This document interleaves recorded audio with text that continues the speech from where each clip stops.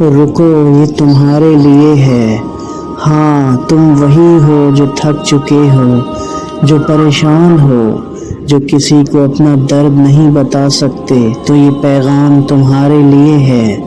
تم اکیلے نہیں ہو، تمہاری ہر آہ، ہر آنسو، ہر بے قراری اللہ کے علم میں ہے۔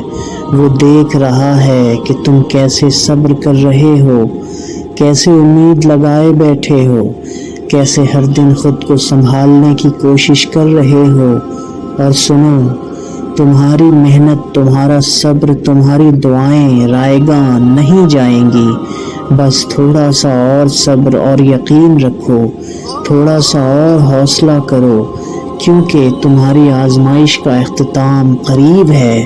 اور جب اللہ دیتا ہے تو اپنا دیتا اتنا دیتا ہے کہ تمہاری سوچ بھی وہاں تک نہیں پہنچ سکتی۔